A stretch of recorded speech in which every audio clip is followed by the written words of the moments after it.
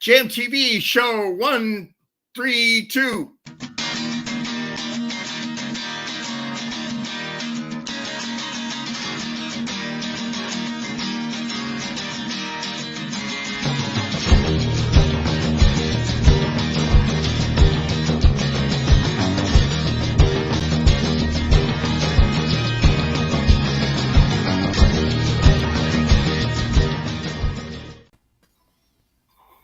Ah, and there he is drinking his Slurpee or whatever that thing is. God only knows. Some sort of coffee thing. Yeah, it's definitely not kale. There's no kale in that. Exactly. Yeah, it's coffee. So is this what it's like when they launched the Falcon 9 rocket to the International Space Station with people on board? It's like people show up at the last minute and they're like, "Hey, how you doing? All right, strapping in the seats. Like, are you ready? You good? All right. Can you hear me? Yeah, I can hear you. All right, 3, 2, 1, boom, and you launch. Is that what this is like for you guys? Well, the last thing they check for is Ron Howard's brother, who is on every movie with the space launch thing. Like, he's always sitting in front of the console, and if it's one of his brother's movies, he gets like one line, like, Is he really? Is that really a guy? It's going to be dead for a couple of minutes when it goes behind the sun. Like it's going to be like that.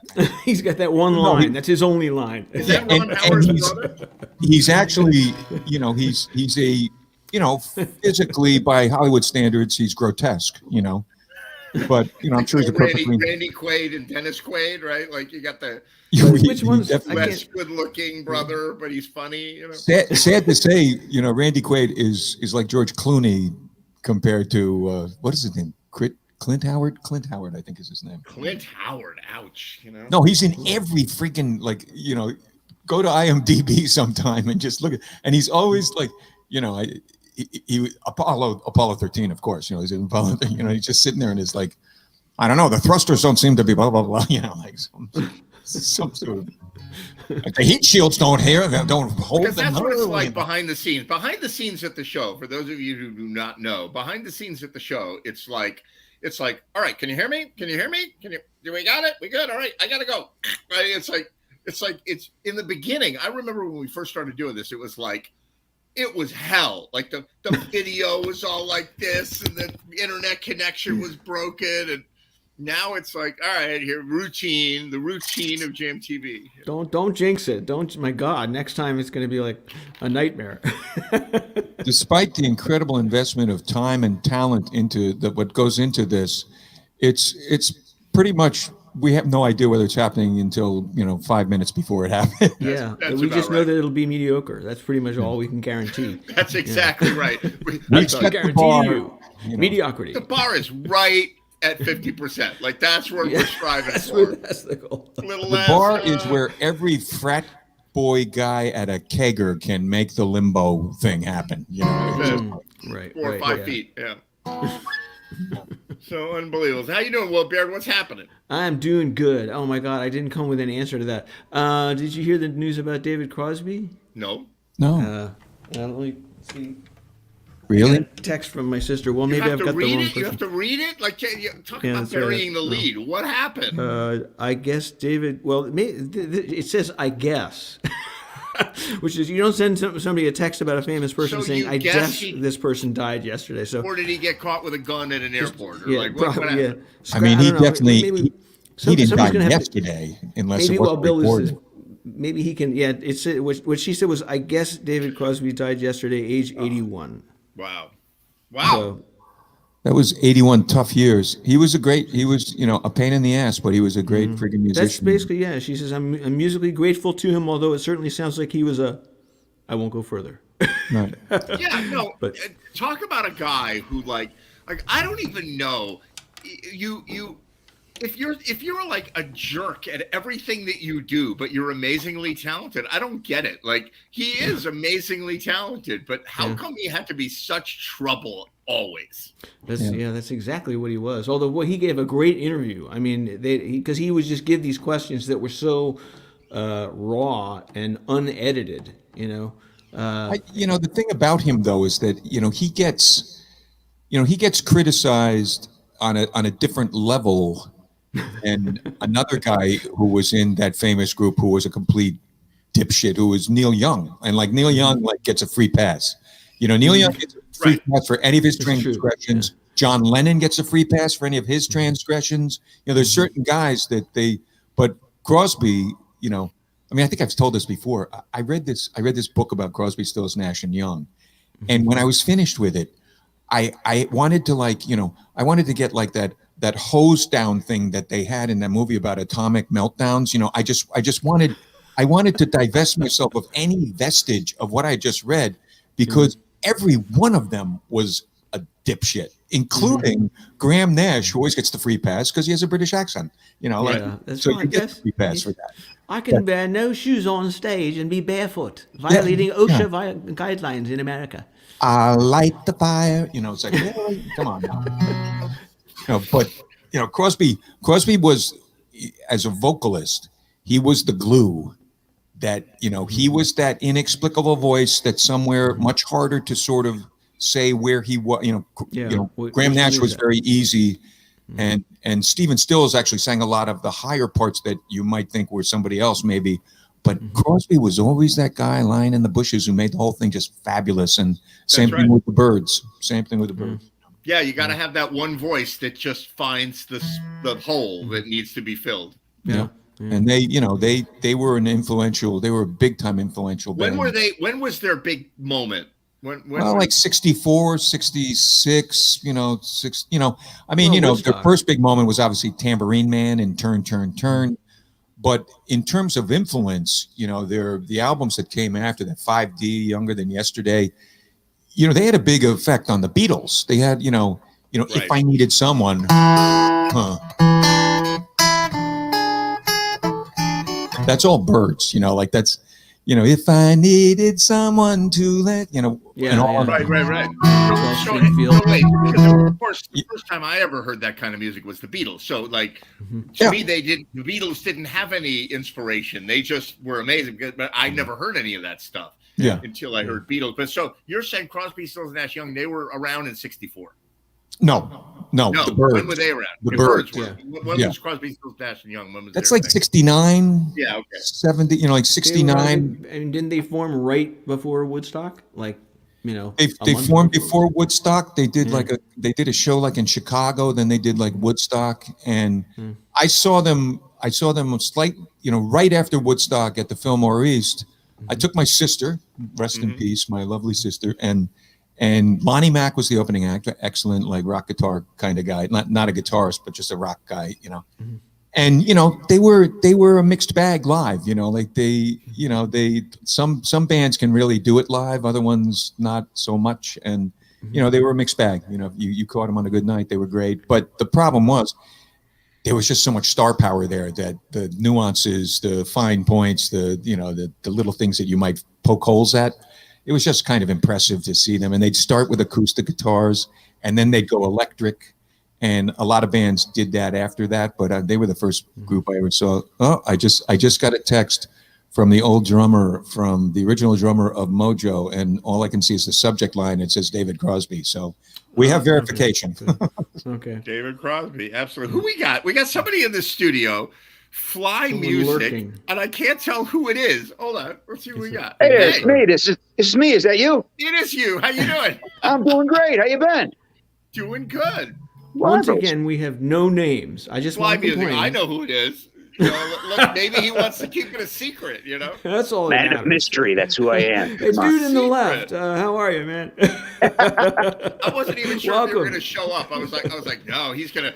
He said, I'm going to check out the show. I'm like, all right, he's going to have his people vet us and make sure. Exactly. Yeah. Never They coming did. on. Then they went and did lunch. So here I am. Frank Antorno, a great guitar player, singer, and member of band name. Hold on. Before the pandemic, I don't remember anything. It's oh my God, what's the name of the band? Low maintenance. Low Maintenance. Oh my God, yeah. I was like left. No, I went down left something. A bunch of left band, lefty and left. Anyway, Left of center. There was a lot of left of center that happened in that band. Yeah, Left I behind. missed that. That was a good unit. Yeah. That too. That was a good unit with Mark Bridgman on bass. Excellent, yes. Mark Bridgman. Oh yeah. He's leading assassin is what he is. He's unbelievable. He's fabulous. And he on Thursdays he was doing. I think it was Thursdays. he was doing like a solo guitar thing up in Ridgefield at some like wine bar or something like this. And because Sarah's Wine Bar, yeah. Because of this thing, I've never been able to catch it, but I've always wanted to, because I need to see other people that are like better at things than I am in, like, 5 or 6 different categories, like it just like, I'm curious to see how he works in the 6 string, like, because the 4 string is killer. Yeah, he's just with a hip shot grace is how he does it. Basically, it's just just like, yeah, I can do that. Just pulls it out every time. Just makes it look casual. Yeah. He's a real good musician. Yeah, he's fantastic.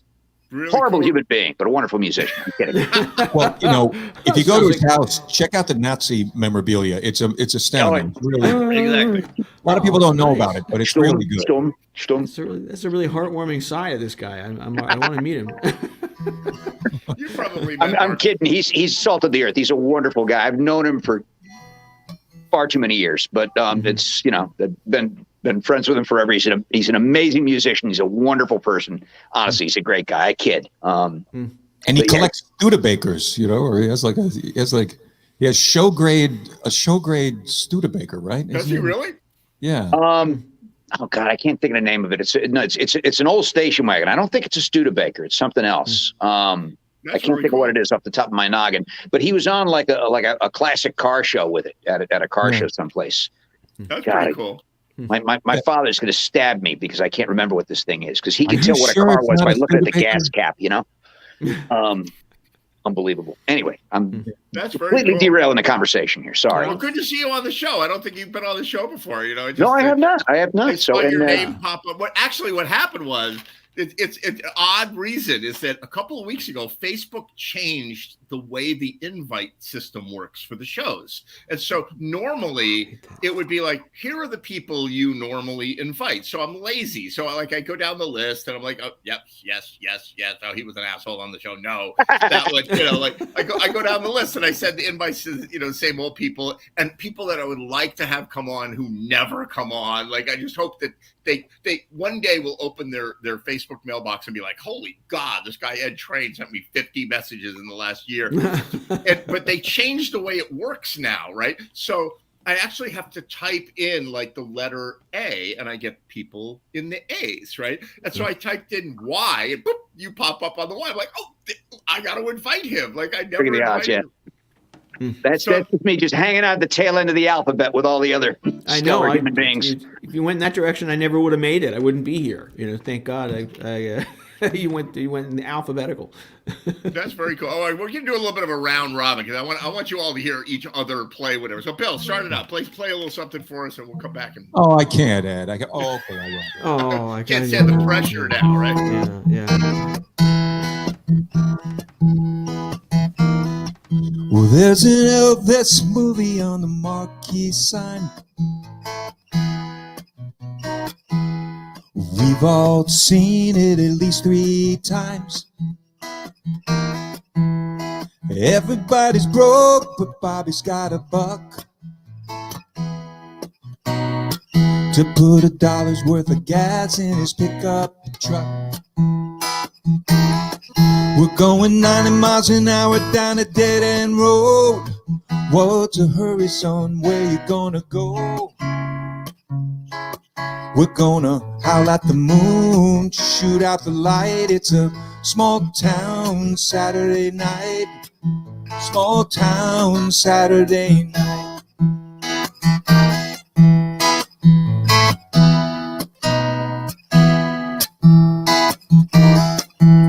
Lucy's got her lipstick on a little too bright, and Bobby's getting drunk and looking for a fight. Liquor on his breath and trouble on his mind, and Lucy's just a kid who's along for the ride. She's got a 6-pack of beer and a bottle of wine. Gotta be bad just to have a good time. They're gonna howl at the moon, shoot out the light. It's a small town Saturday night. It's a small town Saturday night.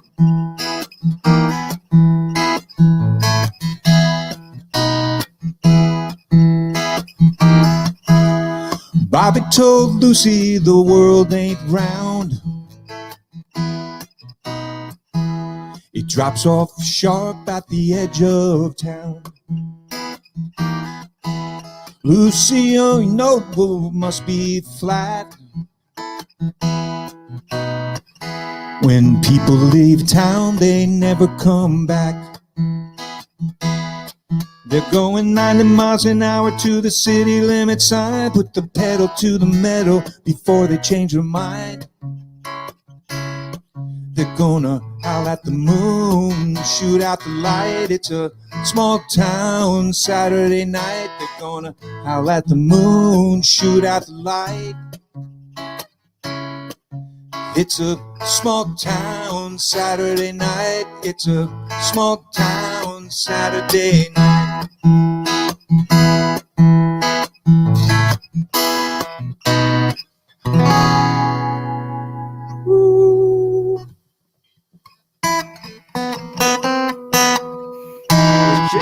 He nailed it. Very mediocre. That was, whose song was that? Who did that? That was a great song. I hope I set the bar even lower still. I hope. I'm aiming down even lower, but so I'm pleased. But who did that song? I remember that as a country song from the 1990s by a guy named Hal Ketchum. I don't know who wrote it. Hal Ketchum did a version of it. It was written by a guy named Patrick Alger. And Patrick Alger wrote a bunch of really good songs. He wrote a bunch of songs that Nancy Griffith did. He's like a classic songwriter, and Hal Ketchum did the version that probably is best known, like charted in country anyway. Thank you for reminding me that song exists. I'm going to steal that for my next gig. I appreciate it. There you go. Yeah, this is a new game show addition to Jam TV. It's Bill Nolan plays a tune, and Frank Antorno has to like, it's like we're trying to stump him with the song. So, who wrote this? What is trivia? That's a great call, though. That's a great call to Hal Ketchum. And Hal Ketchum is great, by the way. He's really talented cat. Fantastic. Great vocalist. Yeah. Killer singer. Absolutely. Yeah. And and not quite into the typical country, for want of a better word, cookie cutter mold that a lot of them are in nowadays. He's still got his foot in like the old tradition, like he's still, it's regular production values, he carries himself like he's written a song waking up drunk in the cell from the night before. That kind of thing. Those are my best. I always write my best. Of course. Yeah. Particularly love research songs. Projects. Yeah, the deep sensitive ones. Yeah. He would like that depiction. Love your jailer and you'll get out sooner. Yeah. There's that. Hey Frank, you want to try one? Sure. Yeah. I could give something a shot here. Pop your cherry on Jam TV. First time on. Oh yeah.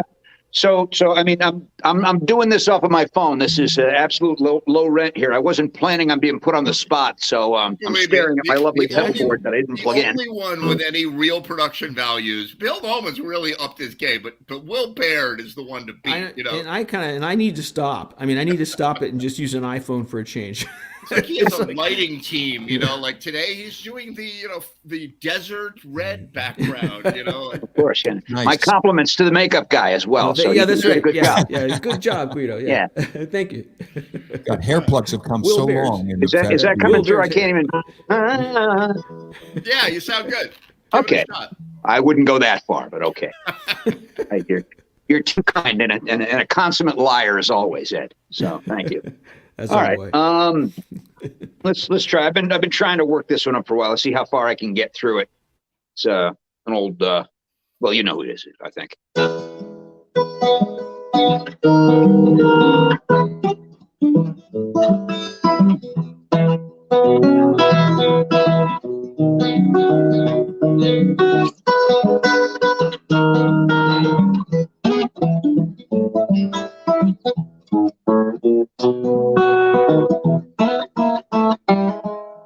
Let it rain, let it pour, let it rain a whole lot more, 'cause I got them deep river blues. Let the rain dry right on, let the waves sweep along, 'cause I got them deep river blues. My old gal's a good old pal, and she looks like a waterfowl when I get them deep river blues. Ain't no one gonna cry for me, and the fish all go out on the spree, 'cause I got them deep river blues.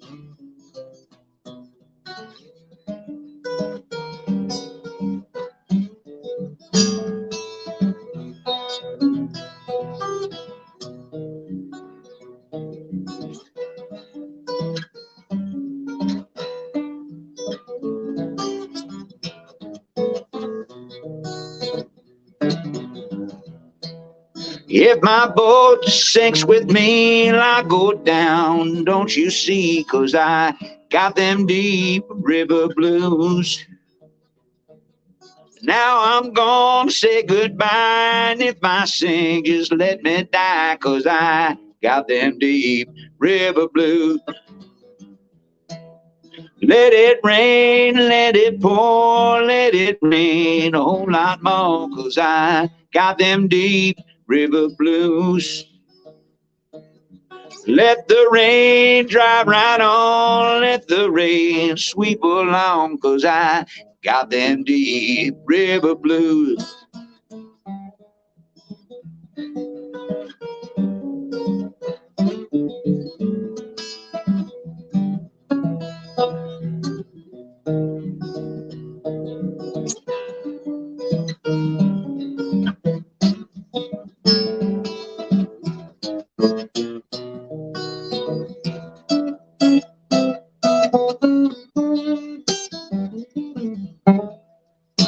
Almost. Just a bit outside. Thank you. That was Thank great. Great. Yeah, Great. that's a lot of fun. Great blues playing, Mr. Mystery Man. And I Welcome, like your Mystery. set. I like your set and you have in the background. You got the ceiling action. It's like you're like an old honky tonk of the Mississippi Delta. Like it's working for me, you know. So that song, my intro to that song was on a great double. I think it was a double album on Vanguard of Doc Watson on Stage, and it was just Doc with his son Merle, who later perished in a tractor accident. But the two of them together were just freaking crazy good, you know. And that is a great song. I love that song. Oh yeah, he was just an amazing player, just effortless, and you know. And you know, and even more impressive as hell, because he was blind, is, you know, he would be off splitting wood during the day. And you would think, as a blind guitar player, that is the last hobby that somebody wants to have. Right. You don't want to give a blind guy an axe, you know. Exactly. Yeah. What possible holding the logs for him. That was the worst.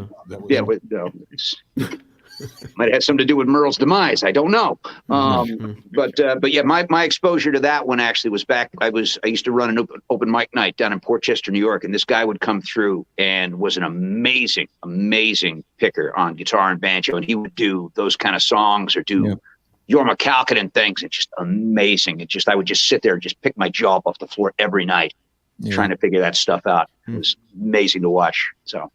That's really cool. That sounds great. I like that. You got the rhythm down. That's great. Yeah, Thank you. It really did sound good. Nice finger picking. Yeah. All right, so I'm going to change the subject. We're going to talk about hair. So that's hitting below the belt. Okay. I've got this problem, right? We got to You don't have a problem. You have hair, for Christ's sake. We got to show Frank that this show is screwed up. Like, that we don't know what the hell we're doing, right? So the writing department, right? I did not consult the artificial intelligent writing department tonight, but like, so I need a haircut. Like, my hair, like, you think it might be okay because, like, I'm on the show. You got it covered. Like, my hair is turned into a mop now, right? It's like a mop because I had the first good haircut that I've had in years out in Colorado. So I either have to fly to Colorado to get my hair trimmed, and it was like 4 months ago, you know, like they cut it a little too short, but it was good. Like, what? Boo fucking who? But what do you freaking do for a haircut? I need here. Penis reduction surgery, Ed. Speaking of penis reduction surgery, Randy Stone. No, just kidding. Because it gets hard. Difficult. He's not here. But I don't know. I don't know what you do. Like, what do you do? Like, the last haircuts I had before that, for years, I had a falling out with my barber. So I couldn't. Catfight. Oh my God. So I couldn't go to my regular guy for years. And so I like would try super cuts and whatnot. And it's always like they butcher you. Like The mullet is back, and I'm like, what are you guys doing to me? So I gotta. If you have any ideas about where I'm gonna go get my hair cut, you gotta help me. Anybody, write in. I need help. I've got a friend who lives. He's got a place in upstate New York and a place in Florida. And when he comes up, sometimes he used to come up from Florida, and I think he came up to just get a haircut from some woman in Stamford. But it's Stanford. You're in Pennsylvania. I'll go to her. Yeah, give me the name. I need somebody like right away. When he has hair, so. It's becoming a mess, But you get haircuts, right? You get haircuts whether you have hair or not. Yeah. No, I do the Ray Charles version. I feel I cut. No, you do your own haircut? Isn't that? I always thought that was obvious. At least it is to my wife. And Frank, the last time I saw you, Frank, you had freaking hair. Like your hair was like. Was that post-pandemic? Like, no, you got the hair going. Yeah, it's just it's still there. It was short for a while, and then the pandemic happened, and I just said, you know what, bag it. So I let mine grow out during the pandemic, and it was kind of like a ponytail thing. Like it didn't do this, it didn't. Mine did that. This has a malevolent intelligence all its own. I mean, it's just it would take over the screen. So that's why I have to keep it restrained. I saw you playing at the Horseshoe, and I was like, I think when we played together, at the Duck or whatever we played together, you didn't have long hair then, or did you? No, not really. I had chopped it back at that point in time, so it was fairly short. And then so during the pandemic, I let it go. And I was like, people were like, who's that guy? And I was like, I know him. I know him, but I can't tell. Like he had big hair, or it couldn't go there. And then finally I was like, oh my God, that's Frank Cantrone. So what are you doing? Are you playing a lot lately, Frank? Not as much as I'd like, but I'm actually starting to do a little bit more. I got a double handful of gigs over the last year. I'm trying to book some more. I've got a few coming up over in my neck of the woods up around Madison, Connecticut. And I also just recently fell in with another group, a trio, actually, a band called Wabendos that play around the area. And one of the guys is down with rotator cuff surgery. So I'm doing the hired gun thing for them. Wow. So that's working out kind of nice. That's good. You get to know places and a new fan base and whatever. Yeah, so you're up by Madison. Do you go to CD still have a play? Does he still have the Madison Grill? I was going to ask that. Yeah. He still has Donahue's, which is the main place, but I don't think he's been doing music there for some time. He actually, ironically enough, the last gig that I played at James Madison House, which was I played there New Year's Eve, and CD was there. Oh wow. He was hanging out. So I just, so again, I mercilessly, prostrated myself before him saying, please give me a gig at your bar. And he still won't. So does he still do an open mic on Wednesdays up there? No, I don't think he did. He stopped doing that when the pandemic hit, and I don't think he's come back to it yet. Right. So, because I lofted a trial balloon at him about trying to host an acoustic one, because I wanted to try and get back into doing that. Yeah, right. And got, my usual big fat cup of nothing from him. But whatever. I mean, obviously the man has taste. What can I tell you? He knows so many people. I can't tell you how many times I've gone to him and I'm like, hey, CD, I got a band for you. He gets that every day, 20 times a day. Yeah. Oh, absolutely. And so, but he's given me, he had the Blues Patrol up there, the Blues Brothers band, and he had my horn band up there a few times. But, it's tough. If you're not from there, then you don't know the local crowd, and they're not going to come out for you. Oh yeah, absolutely. It's it's the age old thing. You need to be able to have 5 to 15 functioning alcoholics in your back pocket to follow you around, minimum. And from there, and if you don't have that, never mind. Yeah. So well, he used to, but they were his brothers. That was it. Yeah. I used to have some too, but they were my brothers, and they all moved away or got married. So Schaefer beer. Yeah. He started Rory's, I think. Is that true, Bill Nolan? Mm-hmm. He started Rory. Did he really? Yeah, I think so. Really? So. Well, I know he had CDs in Norwalk. Yeah. He had CDs in Norwalk, which was, it was a big deal music-wise. They'd have Lester Chambers played there all the time, and people passed through. But it was a good place for the crew. I mean, I actually saw a picture of CD that was from recent times. Tor Newcomer did some recording at the Carriage House, right. And it was Mike Mugridge, Scott Spray, CD, Mikey Marble, Johnny Montagnez. You know, it was like the old crew, and you know, you could have set the Wayback Machine for about 30 years ago, and it could have been the same bunch of guys. But Right. CD looks good. He looks good. So just to get, so for those of you unchanged. For those of you who don't know, who don't live in the area, Rory's that they just mentioned is a restaurant and bar in Darien, Connecticut. Yes. And it's very unique because it's absolutely tiny. It's got like a kitchen, you know, that's like the size of a closet, and it's covered from floor to ceiling with photographs that are all like these old photographs from, you know, the 60s, 70s, you know, somewhere in that, some in the 50s. Does anyone know what the source of, like, where those came from? Whose pictures those are? Who are? I mean, those they're literally from the history. They're from the history of the bar restaurant. You know, they're things like owner? you know, like fishing trips with firemen and you know, golf outings and that kind of stuff. And I don't know, you know, if there's super, you know, if there's super historical ones there, but it's, you know, it's basically it's the legit history of the place. They also have in the men's room. I don't know if anyone's had the incredible good fortune to stand there and at the toilet and sort of stare at the wall. They have this fine, like Robert Mapplethorpe photo that is, it's rather provocative, if I might say. Yeah, now I remember that photo. I got to go back to Rory's. I'm coming back to Connecticut tomorrow. My understanding is CD started that place, or the family. I think he had a hand in it, and then they sold it. And I want to say there was a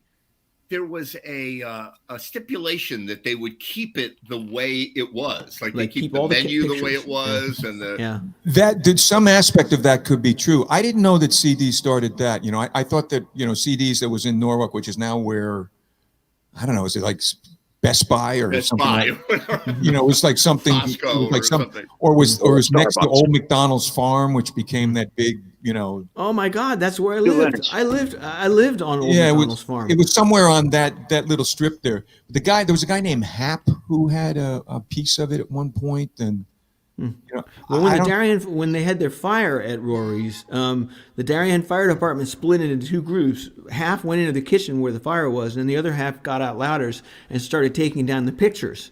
Because you know, the owner was, or whoever was running it was going, "You got to save the pictures! You got to save the pictures!" And they were like, "What about the patrons?" You know, they're like, "No, the pictures! Get the pictures!" How about the people? Yeah. So it would take a lot to set them on fire, though, because they were pretty well hydrated. Good point. Very good point. There's that. Yeah. Very good point. Yeah. Wow.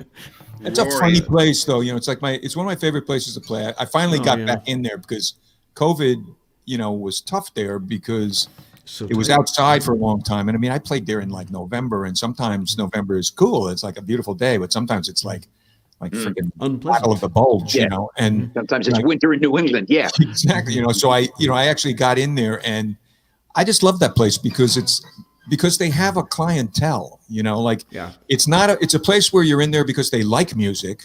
Mm-hmm. You're not in there because they're sitting in the corner and eyeballing you and wondering why you're not bringing 50 people into a place that only sits 35. But you know, they're not giving you all that kind of crap, you know. And basically, success there is 20 people. You know, it is like you know, you get 25 people in there, you got a rocking night going on, and yeah, absolutely. I miss going there, and the food is great. The food is always great. Yeah, those kind of gigs with the built-in clientele that appreciates music, not the crew that's just those kind of things. Yep. We're losing your mic there. We lost your voice. Yeah, sorry about that. I actually incoming phone call. It was my old man. Figure the odds. His timing is as ever is good. We haven't had incoming phone call problems since last week. You know? Well, what can I say? I'm a throwback kind of guy. So just make him understand, if he comes on the show, he has to play something like that. Yeah, no, you don't want that to happen. He'll fix your car, but he's not going to play anything. Will Remember where the bar is. Remember. Will Baird, play a song. We're going to round robin a little bit tonight. I'll do round robin. Show them what you do. Can I tell the Middle Eastern story? The first time I ever played a solo with people in a guitar store. Do you mind if I tell that story real quickly? Go ahead, do it. Okay, so after I was a singer-songwriter, I decided I was going to play guitar only, and I learned to play instrumentals against backing tracks, right? But I'd never played with real people. So after a year of like working, woodshedding, I was kind of curious as to what would it be like to play with other people. So I'm in, you remember how before COVID, big guitar stores that have the guitars, and then the smaller room with the more expensive guitars, and then this really small room with the really expensive guitars. And so I go straight back there. There's a guitar I want specifically, and there's a group of people in there, 3 or 4 people who are playing a song. And it sounds sort of familiar, but sort of almost like Middle Eastern. You know, I can't quite make it out. And I take the guitar that I'm looking for, play the guitar a little bit, and I'm thinking, maybe I could just kind of play along a little bit and see what it feels like to play with like other human beings, you know? And so I start noodling away, and I glance over, and I notice that the guy who's playing rhythm is like smiling at me, like, you know, join us, you know? So I like turn and I start playing, and they like give me the nod, and I do a solo, an instrumental, my first instrumental ever with other people, you know? And I'm going like, wow, I'm doing this. This is like real. And we finish, we end, we all like clapping and like, you know, high fives and, you know, pounds and this kind of thing. And then they walk out the door, and one of them starts speaking to the other in a language I've never heard. And I realize that they don't speak English. And I'm International language. wow, you know, exactly. Yeah. So this is kind Already of an a rip-off international of, musician. yeah, or both. So this is kind of a rip-off of what they were doing.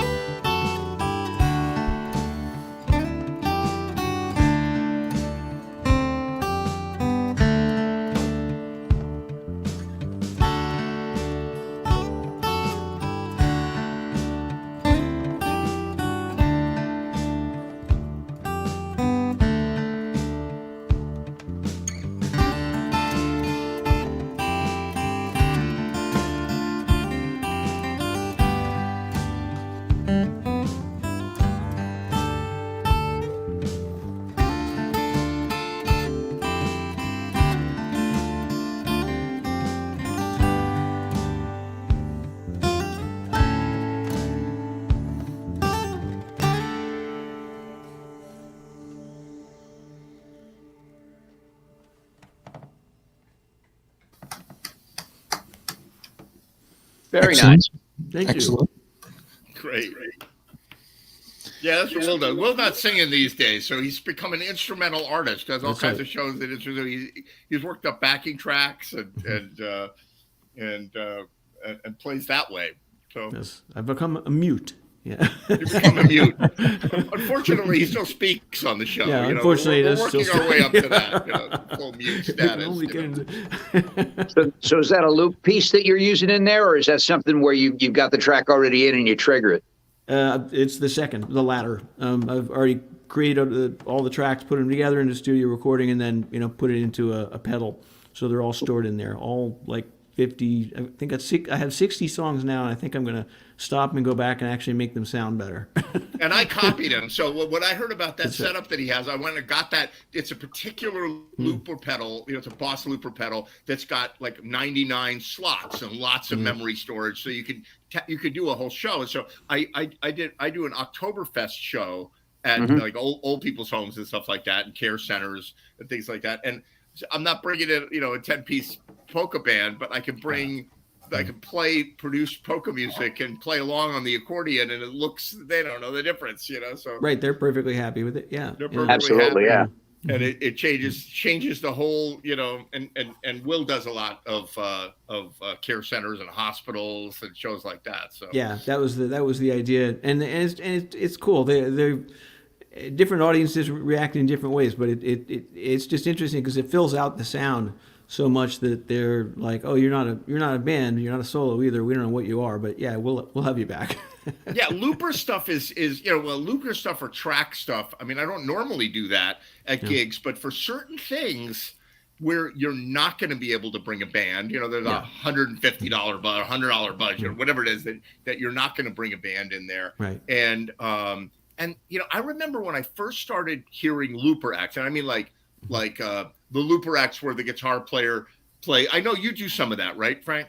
Yeah, actually, I was waiting for you if I was going to actually show off the monstrosity that I created. Yeah, go. Yeah, no, that's really cool. And I've seen people do that, looper acts, where they do the drums and they do the, they build the track up, and then they have A sections and B sections. I think it's terrific. And I remember when it first started appearing as a legitimate art form. I remember that musicians like at jammers were like, that's selling out. Oh, you should have a second. The answer is you're not always going to be able to do that. And it's totally legitimate. You're making a performance and you're turning it into something that people like and entertaining people. I think it's great. And not only that, but it's really hard.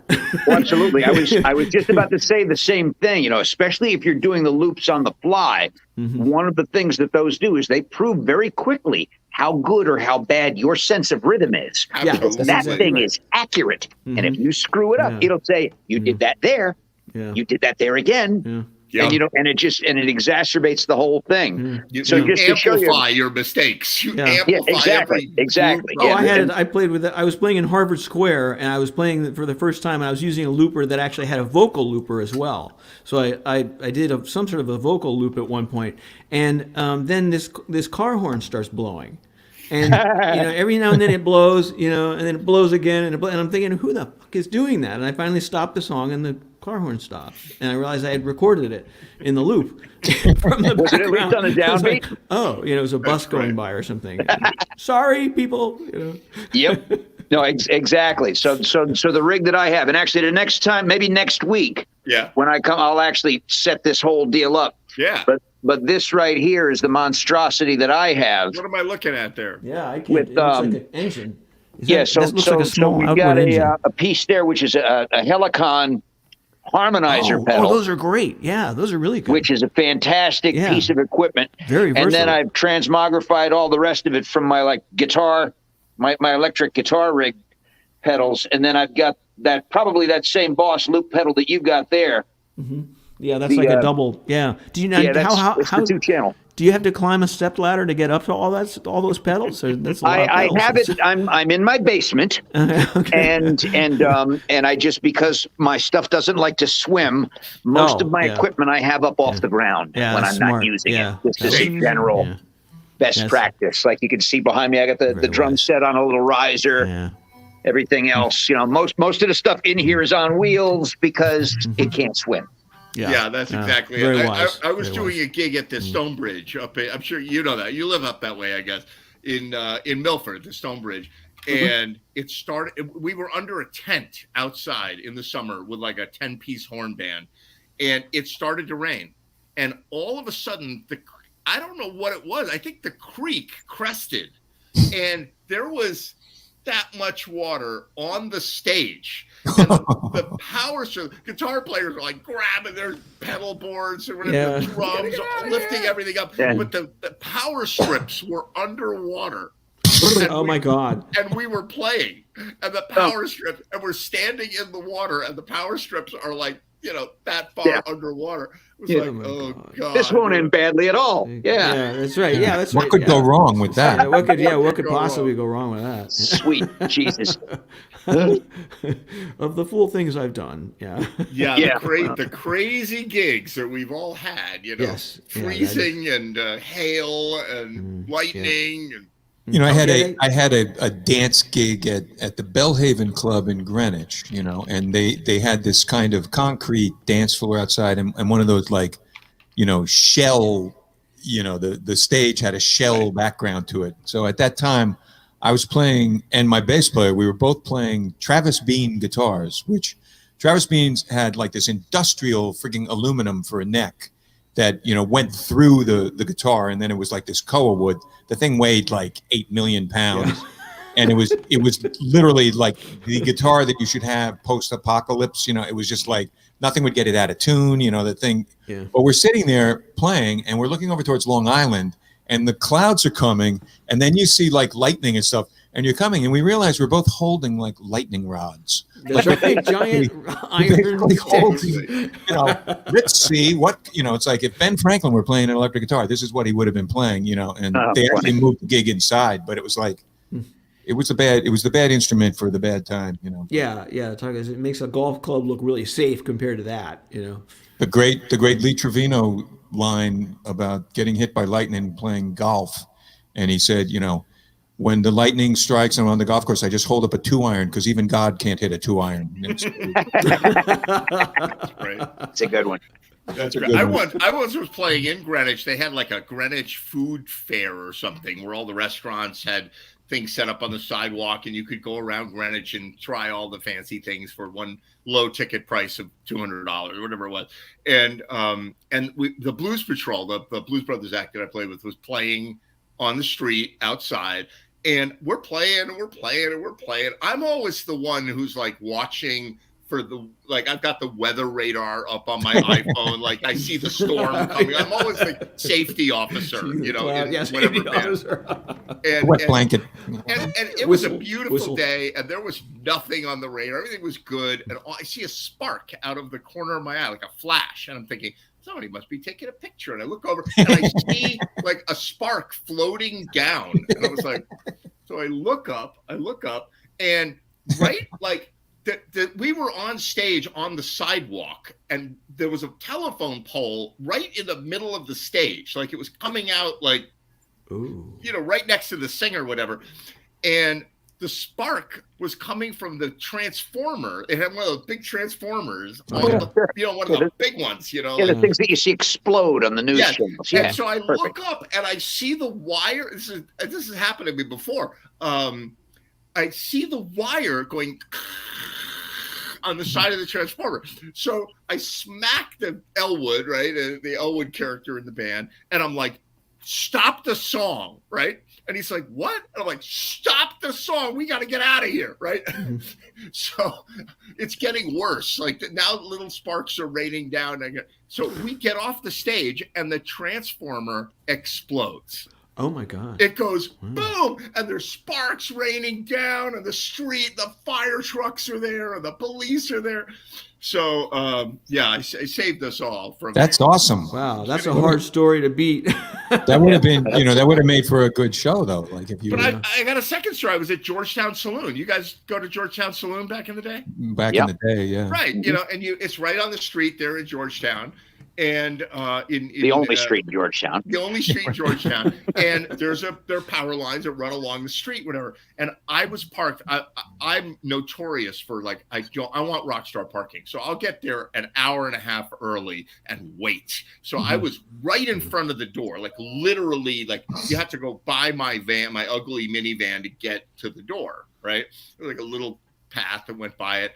And I'm walking outside. I'm with, I don't know if you know, Vinny Setti, a great bass player, great fella. I was playing in a band with him, and we're set up, and we decided that we're going to go outside, and we're walking out the door at Georgetown Saloon. And once again, I saw sparks, and I grabbed him and I pulled him backwards inside, and the transformer blew up, and the wire fell down over my van and started whipping around like, on top of it, like arcing, sparking and sparking. And then the wire, like, because they move when they spark, they move. They it creates enough thrust from the heat or whatever.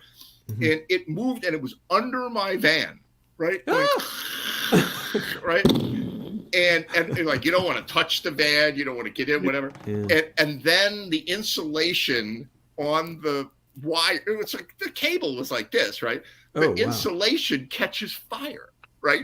But it's a little fire. It's like this high, and my van is here, and it's like now there's a little fire under my van, right? And I'm going, not only is the gig canceled, but the street is closed, and my van, that nobody cares about my van. They're like, we'll let your insurance company handle that. And they finally came and there was a fireman with a fire extinguisher, like hitting the fire every like 30 seconds, like and putting the little fire out.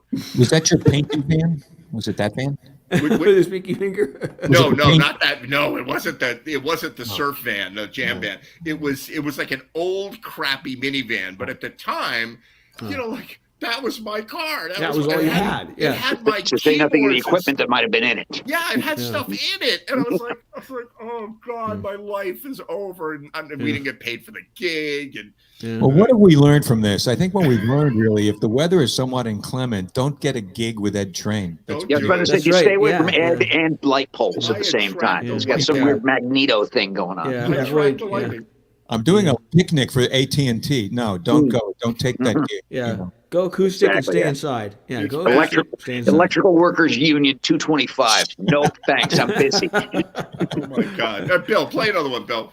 Okay, I'm gonna play a song that was written by my good buddy Mike Mugridge, and Mike Mugridge, he had hip surgery yesterday, and I talked to him today. Oh, no, actually 2 days ago. How's he doing? But I did. How's he? Well, he's hopped up on goofballs, like I'm talking to him, and it was kind of, it's funny, but they said it went well. It's, and hip stuff is a pretty good success ratio, but he really had a hard time getting around. He was using a walker and stuff and doing that, and he has some other health issues that people tend to think, oh, that's what that was, but it really was the hip thing. He just couldn't walk. He was in pain. So I'm going to play this little song that he wrote that he has all these songs that he writes, and sometimes I have to remind him that he wrote them. And I say, do you remember this one? And he goes, oh yeah, that's pretty good. Okay. And I'm like, yeah, more than pretty okay. So this is one called One Day at a Time, which is pretty much what his recovery is going to be, I think.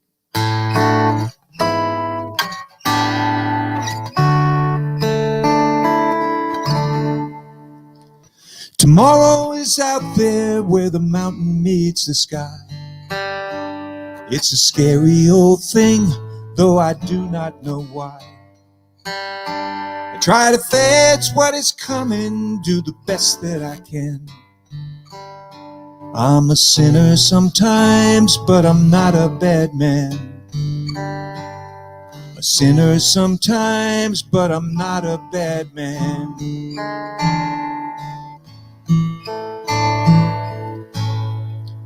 Well, I put one foot in front of the other, my friend. I let go of the things I can't change. It has been a tough climb, but I'm doing just fine on the way where I'm going, one day at a time.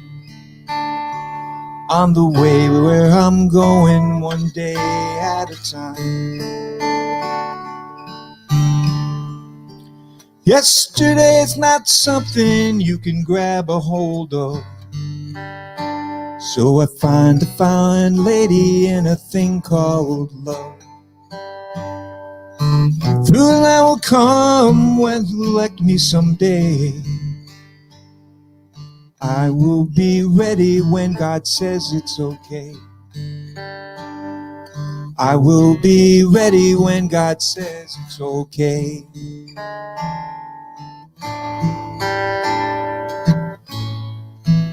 Let's put one foot in front of the other, my friend. Let go of the things I can't change. It has been a tough climb, but I'm doing just fine on the way where I'm going, one day at a time. The way there I'm going, one day at a time. Oh,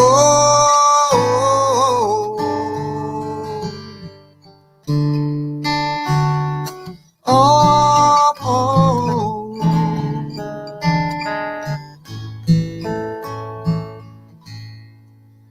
Let's put one foot in front of the other, my friend. We'll let go of the things we can't change. It may be a tough climb, but we're all doing fine in the place where we're going, one day at a time. Well, the place where we're going, one day at a time.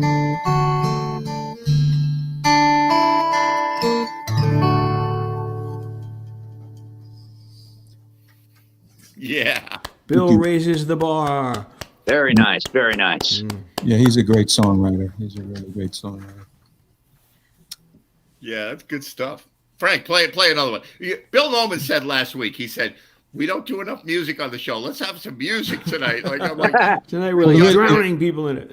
Just to give you background, Frank, like it started where it was like really music, you all know, music. and then like a little banter and chatter. And then it became like the banter and chatter became like 50-50.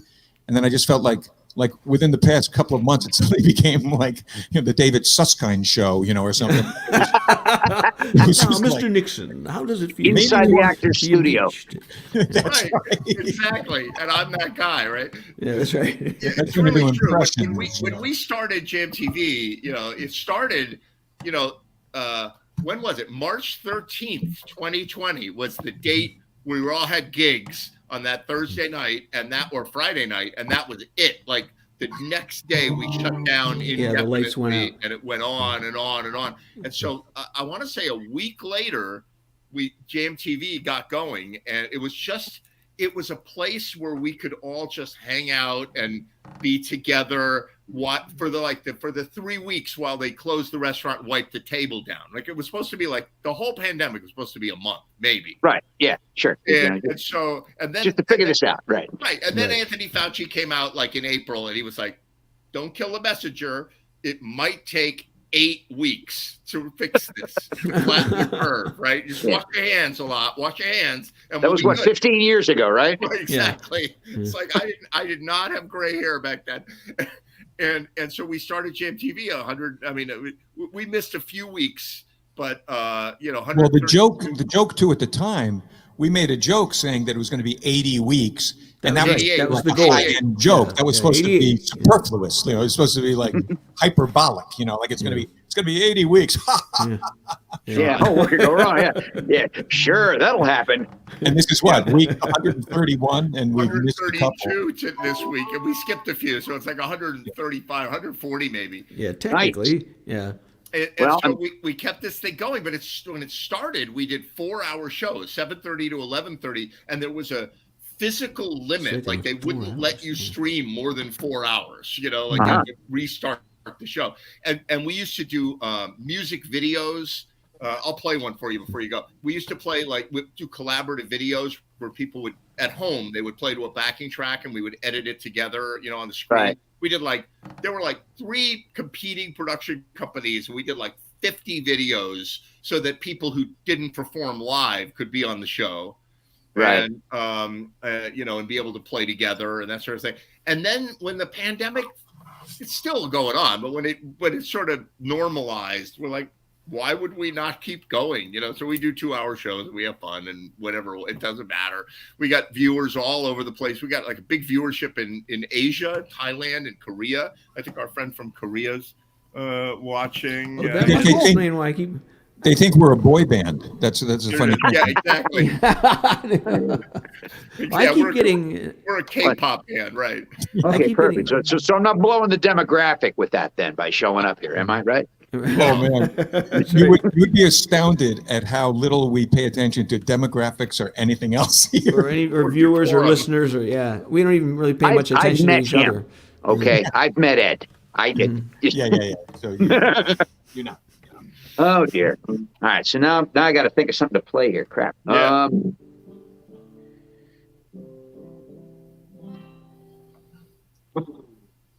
Dear. Deep River Blues. Frank is digging deep. Well, it's just part of what's going on right now is I'm trying to completely rework my repertoire because I'm trying to learn songs from, a relatively near century. Yeah. Because I'm playing out for, younger people and stuff. So I'm Yeah. trying to figure out. We're in the Taylor Swift, the Katy Perry. Yeah. Yeah, no, let's not get crazy here. No, I'm just, I'm trying to remember stuff from like the 80s and 90s, which for me is new stuff, Keeping it current is the 80s, which is only 30 years ago or whatever. Right. Yeah, exactly. 30, yeah, right. It's only 30 years ago, right. The stuff I normally do is like, freight trainer. Okay, yeah. Elizabeth Cotton, that disco. Exactly, yeah. So that's the stuff that I would play, and people are like, "What's that?" And so that's the first song I ever learned on same here. On acoustic guitar, like the first one. Yeah, it's definitely one to pick up, and just to go off on a brief tangent, she was actually inducted into the Rock and Roll Hall of Fame recently, and my daughter, who's now 15 and a fantastic musician in her own right, she's heard me play that song zillions upon zillions of times, where she doesn't know who the hell it is, but she knows the song. Right. And she happened to be watching the thing with me while we're watching this, and they do the Elizabeth Cotton bit, and she plays that song and just, of course, murders it. And she's just looking at the screen, watching this woman play this song. She's like, I don't like that, which is her way of saying that shit scares me. It scares me. I'm going to have bad dreams because of that, Dad. Exactly. You've scarred me. Sister Rosetta Tharpe, like Sister Rosetta Tharpe is another one that, like, when you look at like groundbreaking women who did stuff, just like still, nobody's done it ever better than Rosetta Tharpe, man. She was just killer, man. And gospel blues, and she could play they could play like crazy. Oh yeah, and we're gonna do the concert at a train station with trains going by in front of the stage. Yeah. Just go to the Milford Arts Council or the Milford Arts Center. It's always right next to the brand, Ed. Yeah. Always promoting the brand. I did a video there in front of a live audience, and every now and then I had to time it so that we would take quick breaks when I knew the trains were going by. I timed it to the so everyone just to do something else. Stop for a minute, and then everybody talk to each other for a second. Song, all right, perfect. Yeah, exactly. All right, let's go. Cool. All right, Frank, go for it. Okay. Well, I feel like I should do something by Crosby, Stills, and Nash, since unfortunately Dave is shuffled off. Let's see. Let's try and do like the first one they ever did.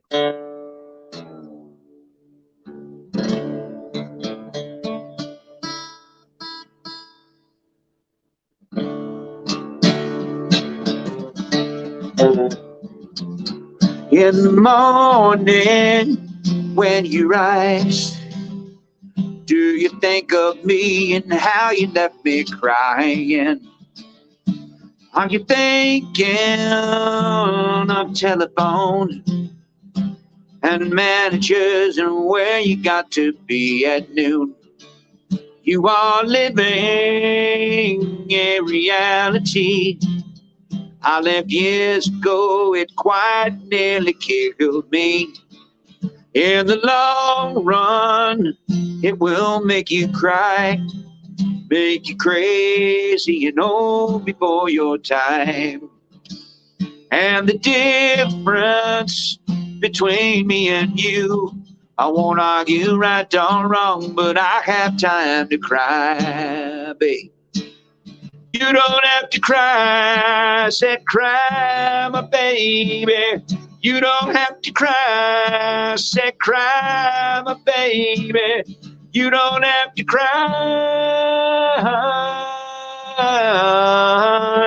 In the morning when you rise, do you think of me and how you left me crying?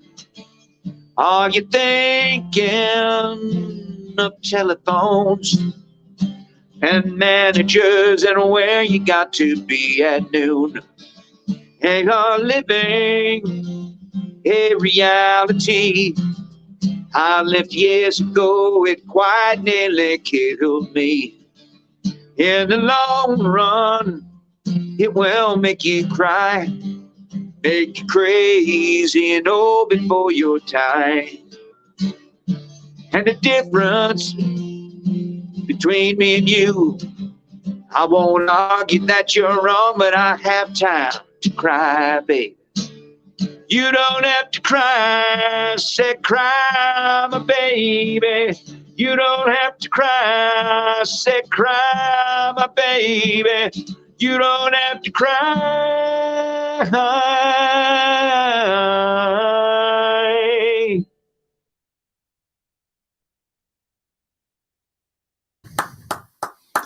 One of my favorites. And I love the story behind that song as well. I would assume that you guys know the story. I mean, I know this. I know these stories behind it, and somewhere in there, one of them is true. But even the band members can't agree on that, which is all right. Let's hear the story. I don't know the story. Yeah, me neither. Yeah. Okay, so the one that I heard of for this one was that was a song I believe that Stephen Stills was writing because at the time he was carrying a torch for Judy Collins.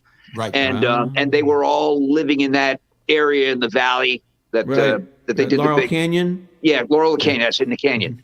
And they were all hanging out at everybody's house, and there was a party there one night. And at the time, Stills and Nash were working on a duo because they had both gotten tired of their respective bands, Buffalo Springfield and the Hollies, and they had split off, and they were working on stuff. And that was one of the songs they were working up. And Crosby happened to be there. And it was Nash and Stills who were doing the duet thing. Crosby happened to be there. He heard Nash and Stills doing that song, asked them to play it again. They played it again. He asked them to play it one more time, and then he threw that inimitable third harmony, which just sounds amazing, until he shut up, and then the bottom fell out of everything. And that was where they were all like, okay, this you're in. Yeah, you're in. So you're sick of your band too? Great, cool. Let's do it. And so there was a lot, you know, there's a bunch of different stories around the inception of that band, you know, and, you know, key person in it is Mama Cass, because Mama Cass was a little bit, she was like the mama bear to the whole scene. That's true. Yeah. And her hip quotient was higher than people might give her just based on her persona and Mamas and the Papas and Dream a Little Dream of Me and that kind of stuff. But she was really the ringmaster. And if you talk to the principals of Crosby, Stills and Nash, they can't agree on how this song started. But the first, you know, story of it that I heard, and I've read this many times, and then also read that each one of them goes, no, it wasn't like that. It was at her house. It was actually Crosby and Stills were together, and Nash was being faced with a real life-changing proposition. The Hollies weren't willing to go in the direction that he wanted to go in. Okay. He came to California, which, you know, blew his mind. Yeah. And he laid that thing on top of what they were doing, because they knew each other, you know, Stills and Crosby knew each other from like New York and folk clubs and Night Owl and all that stuff.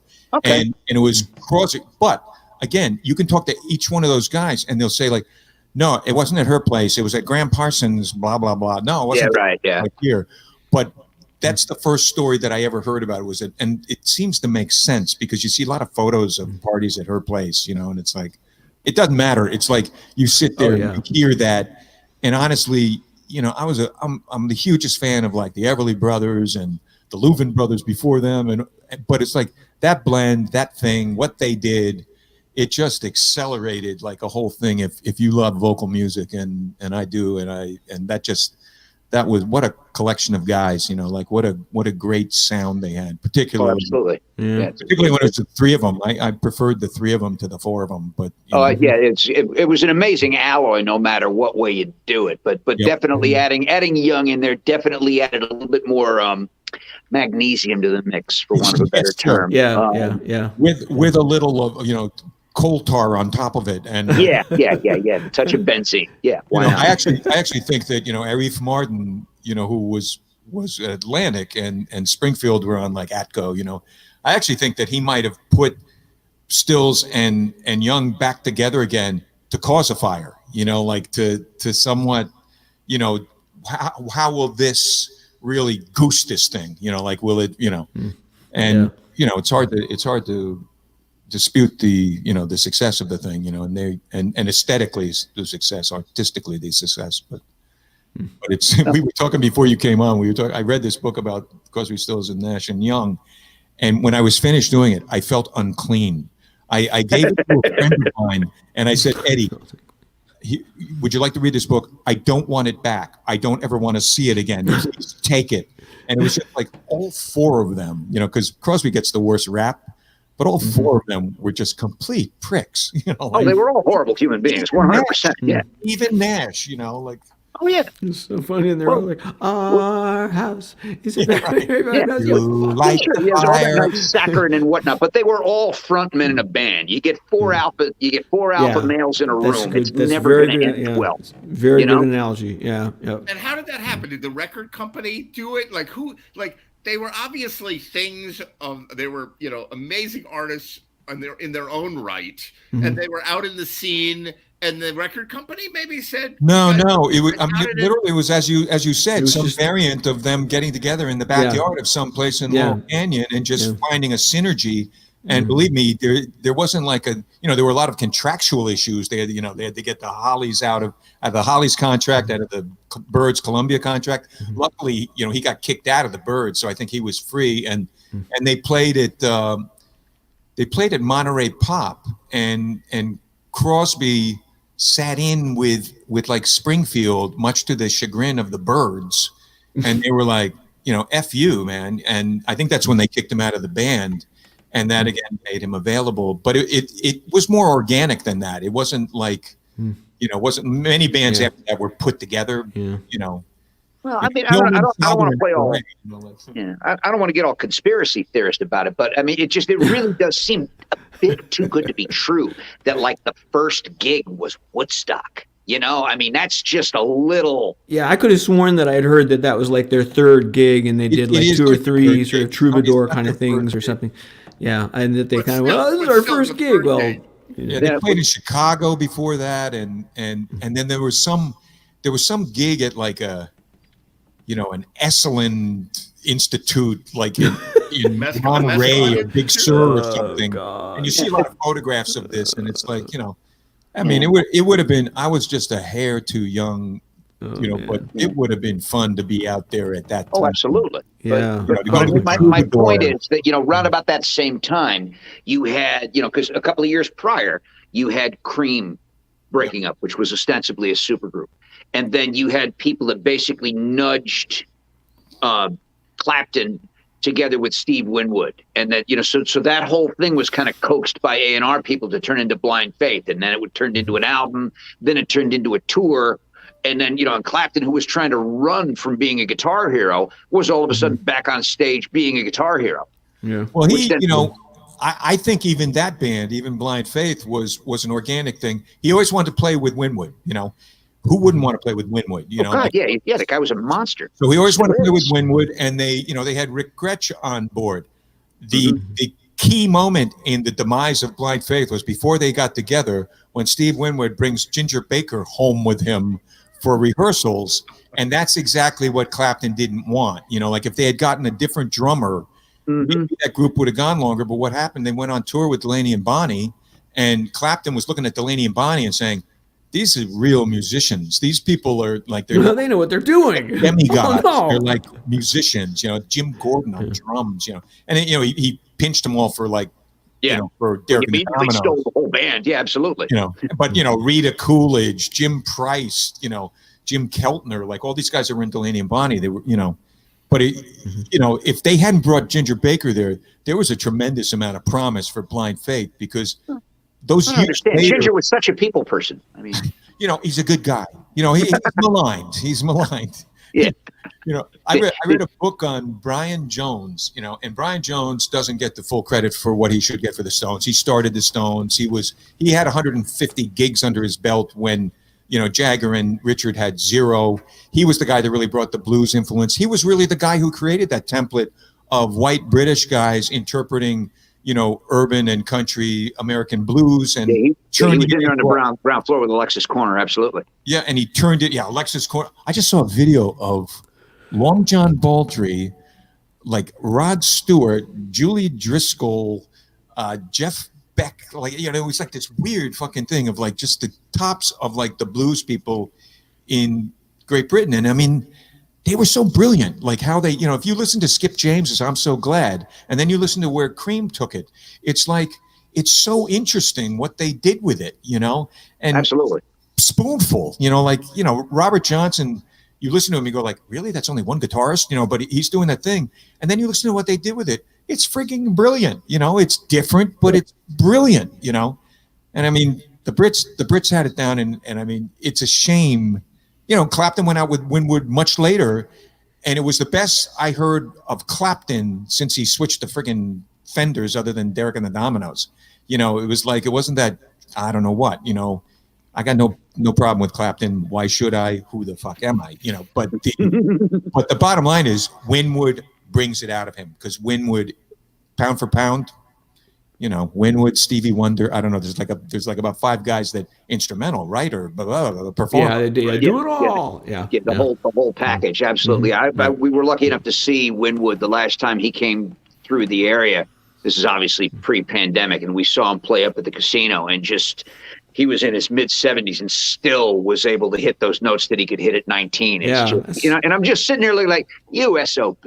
Yeah, exactly. Yeah. Not only do you still look good, but you still sound that good, and you're a millionaire. Absolutely. And you watch those people, and you're like, yeah, I'm not ever getting there.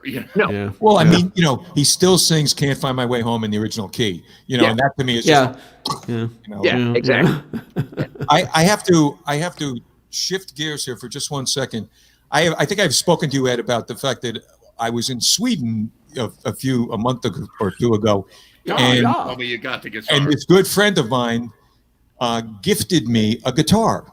So the problem was he gifted it to me like the day before I was coming back, and it didn't have a hard shell case, and I couldn't get it together. I was leaving at 6 a.m. and it was a Sunday. I couldn't get it together. But finally, my Swedish friends came to Florida and brought it with them because they had an allowance for another bag or box or something. Wow. They came there, and then we shipped it up from there. So I just got to show you this thing. Oh my God, we're gonna see it. It is Wow. like a, Wow. this is a Hofner 6-string. Look at the mother of pearl. That's all mother of pearl. Wow. That's not right. That's mother of pearl. I've never seen it in that color. Well, it's kind of that classic sunburst that on McCartney's bass, kind of. Right. I mean, meant the mother of pearl, but yeah. Even the butt plug for the mother of Oh, pearl look at that. here. Beautiful. It's like this thing is so cute. Gotta love a mother of pearl butt plug. Oh my keep your God, private we're life- going there. Oh my God. I saw that walk by. Didn't resist. We're swirling the drain now. It was inevitable. We knew we were going to. Sorry. But the funny thing Ed's about also meant me. Hofner as a company, like Hofner as a company is basically in the U.S. It's kind of been distilled down to like it's a bass company. Like they make violin bass and another kind of bass, and that's kind of what it is. Mm-hmm. We didn't have a lot of 6-string Hofners here. And that particular one was marketed to Sweden specifically, and then Selmer Instruments picked up a contract and they marketed to the UK. And on Hofner's website, they will come right out and say, the serial numbers, sorry, we don't really have that together. We don't know. There's nothing other than embossed words Hofner on those 2 humbuckers. That's the only place that the word Hofner is on the whole guitar. It's like they're not over branding the thing. I know. Yeah, they're just not into marketing. They did actually make them. They didn't just like buy a little guitar company. No. They're made in Germany. They were made in Germany, and then they were just marketed to different places.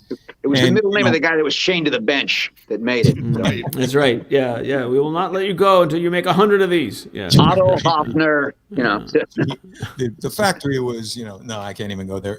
But anyway, I'm trying to put together between Germany and here. There's a distributor here. I need new tuning pegs because one of the tuning pegs is gone, and I want to either I want to try to get original stuff. And then one of the what they call the teacup pots is stripped. I can still get a sound out of some of it, but some of it can't. And I just went online and I found a shitload of like replacement things for that. But the tuners, not so much. The tuners are hard, so hopefully I'll get this thing functioning and then I'll play it. But I'm really very cool. Wow. Very, absolutely. It's beautiful. Best, So Will Barrett, I know you're going to turn into a pumpkin any minute. Do another song for us if you would. It's possible. Yeah, it's very possible. Okay. How's your back, Will? It's good. Don't play the saint with us. Don't play the saint with us. Ixnay on the backstay. I've been admitted into something. It's called something like the Life Restoration Project. Like, what? What does this say about what I am now? I mean, have I like hit a whole new low? Is that what you people are telling me? Yeah, that's what's happening. If it doesn't work out in that program, they're going to give you a mother of pearl butt plug and like send you on your way. Okay, as long as it's got a serial number, I'll accept it. Yeah. That's the only time to accept them. Yeah. Yep. Yeah. No, I'm still. Thank you for asking. It's doing very well this week. A whole lot better than it did over the holidays. The holidays was the holidays from hell, but all is very good now. Comparison. The holidays from hell, and then your back went out. That's right. Yeah. Actually, it was. I can't remember much of them. But anyway, okay. So here's Name That Tune.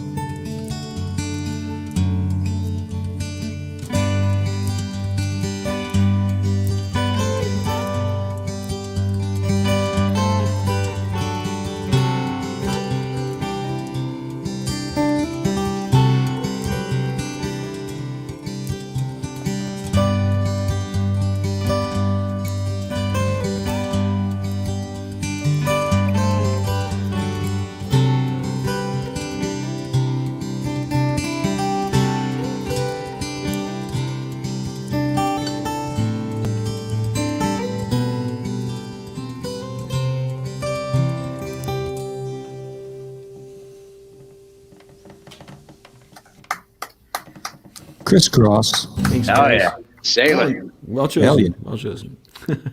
Yeah. Very good. Sailing, just like what we can do now. Ed, do you have a boat at all right now? I got too many boats. Even when I have no boats, I have too many boats. I've got a boat sitting in my driveway that's a sailboat that's gonna get launched one of these days. You know, I don't know, Frank, if you heard, but I lost my big sailboat that I lived on for 19 years. Man. That was tragic. And I didn't like lose it in a poker game. Like there was a storm and it got washed up on a beach and we had to destroy it. Unfortunately, Well, but it was like a series of losses too. That made it even worse. It was like, it was like, watch out, well, we can save it, but now we've saved, but we can still take it. No, now it was bad. It was really It was bad. like a slow motion plane crash. Yeah, I remember some of the last time we spoke. I remember bits and pieces of it. No fun, but I did get a little sailboat after that, and that was really cool. And then I was getting ready to that's a sailboat that you could tow behind a van. Like I have this jam van, and I was gonna tow it down to Florida, and had it all worked out and all figured out. And I ran out on my deck and I fell down the stairs and broke my arm like a week before I was supposed to leave. So that was the end of that. Oh my God. And then the pandemic hit, and then it was like I can't go anywhere. So that one. But I have a boat in Norwalk also. So I don't know, too many boats. You still have that boat in Norwalk? Yeah. It's smaller than the one that you lived on, but is it one that you can sleep on? Or is it like, absolutely. That's the whole point. Okay, that's where you. Yeah. Okay. What's going on with the yacht club in Norwalk? What's happening there? It's still there. It's that yacht club has been around. And Norwalk Boat Club's been there for 130 years or something. Wow. Like they're not. They made it through the Great Depression, for crying out loud. Yeah. And they got washed away in the entire building, the entire block got washed away in some major hurricane. And they still survive, so they're around forever. But they're the same old boat club that they always were. We'll do in the spring. We'll do some music there. Yeah, I'll come down for that. The last time I played there, it was so freaking cold. I just remember that it was like unseasonably. It was spring and it was unseasonably cold, and it was just God. Yeah, during the pandemic, Frank, we used to do like every once in a while when like there were some false end of the pandemics. Like. We thought it was over, and it came back again. You mean like the one we may or may not be in right now? Sure. That's the one. Yeah, that's the one. And we did some get-togethers in person out on the deck at the boat club, and it was like, oh, there are people like you could touch them. Like we hadn't been out in the world, and we'll do that again. We'll do that again this summer. Yeah, that's that. You know me. I am amenable for. Kicking my foot in the door and playing along with somebody. So where do you live? Where do you live? I'm up the other side of New Haven, actually, relatively near to where CD's current place of business is. Madison, up around that neck of the woods, up in Guilford. And that's where my sister lived. It's a great town. That's it's lovely. A nice town. That's that real green Connecticut. There is so friggin' beautiful. That whole vibe right there is nice. That's real Connecticut. Like once you get past Bridgeport and past New Haven, like that's not the New York metropolitan area, like Fairfield. Come on, the jumbo mortgage 10,000 square foot home. That's real Connecticut too. Come on. Sure, yeah. McMansionville, USA. Absolutely. Yeah. That no one ever lives in. Yeah. That's fodder for comedians, to make fun of Connecticut. It doesn't take much. Really good. Will Baird, I'm going to give you an opportunity to go and either disappear or unload that guitar. That is very kind of you. I think I might slip away gracefully. Clarence Carter, isn't that Clarence Carter? So great to see you. And, same here always. Frank, great to meet you. We'll be right back after Likewise. this.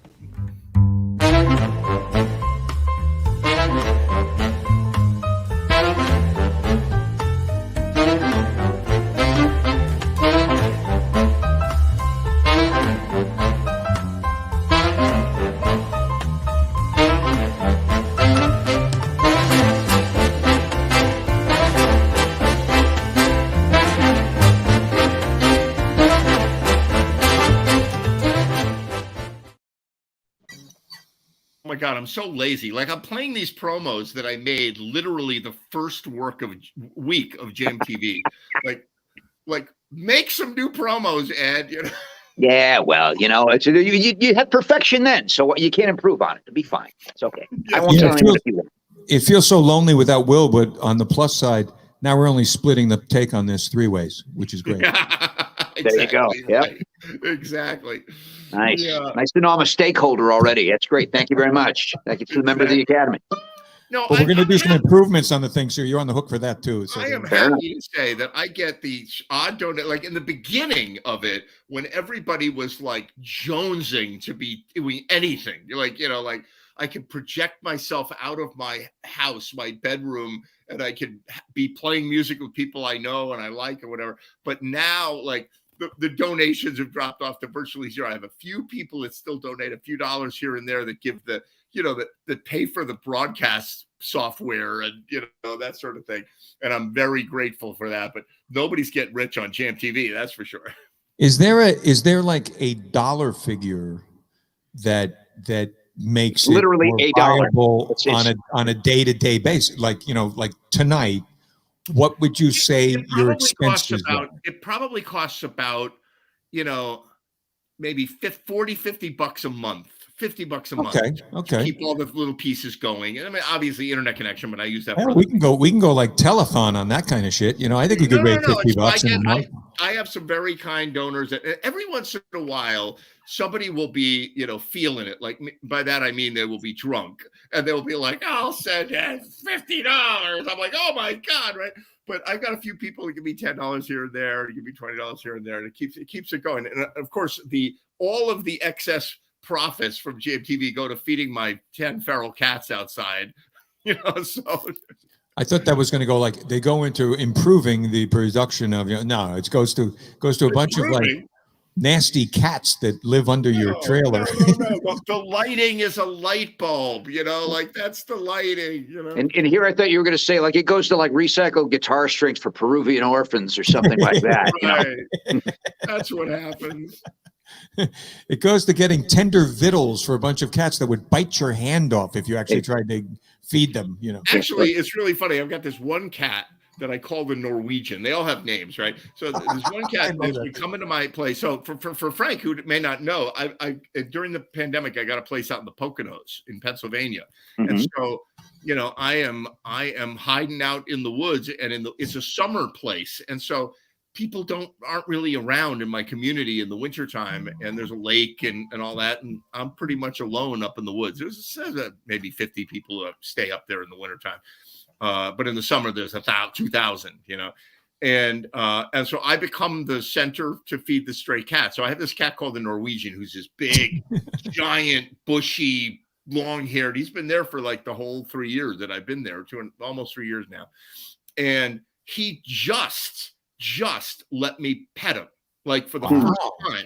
So like I could go up and I notice like I pour the food, they're feral. So they scatter and then they come back, and he was like, let me smell you a little bit. So he's smelling my fingers and, he's the cat food.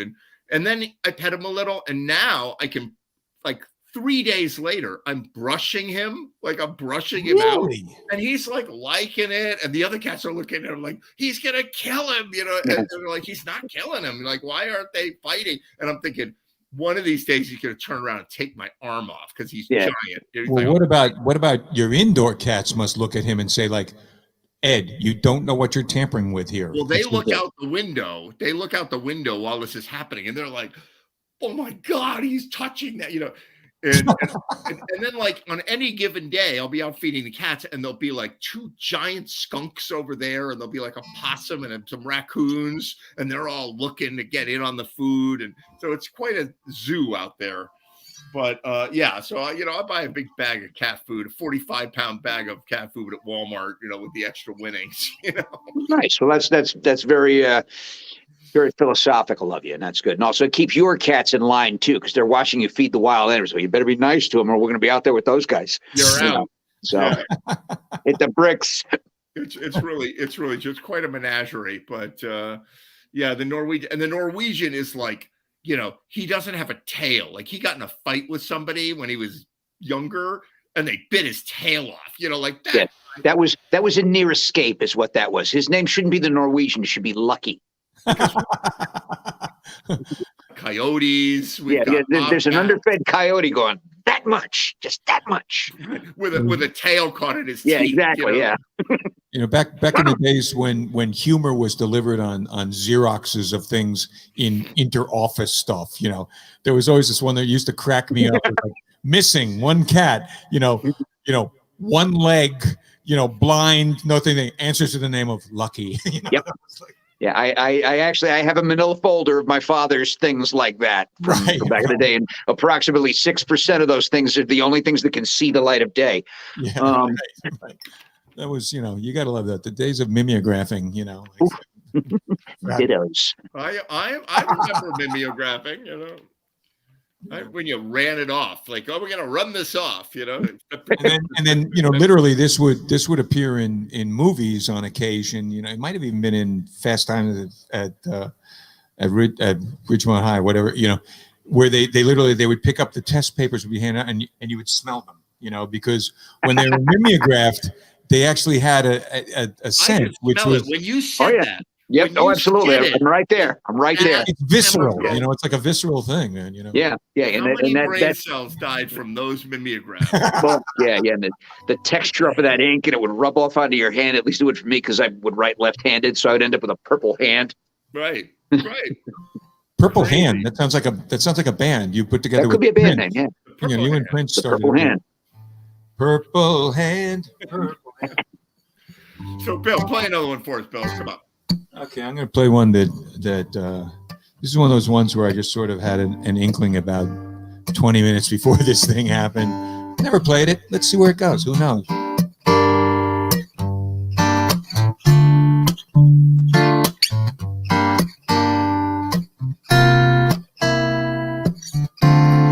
Said, darling, in love with your mind. The way you care for me is just so kind. I'd love to see you again. Wish I had more time.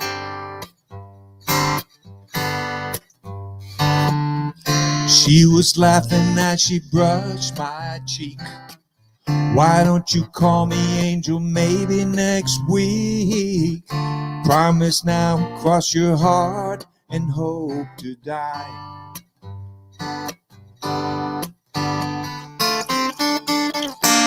But I misunderstood.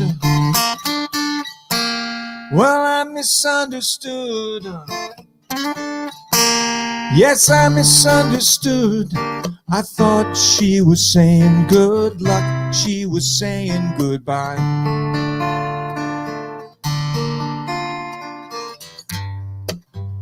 Well, I misunderstood. Well, I misunderstood.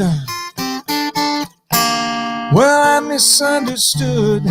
I thought she was saying good luck. She was saying goodbye.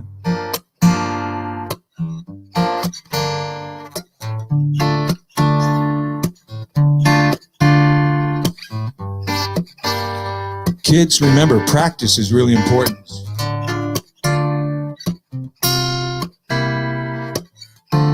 The things I try to put shine in her eyes.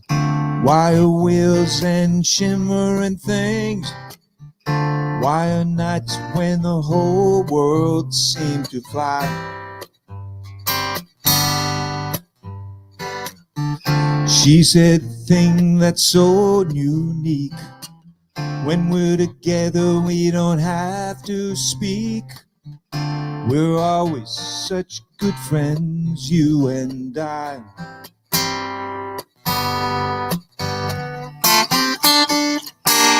But I misunderstood.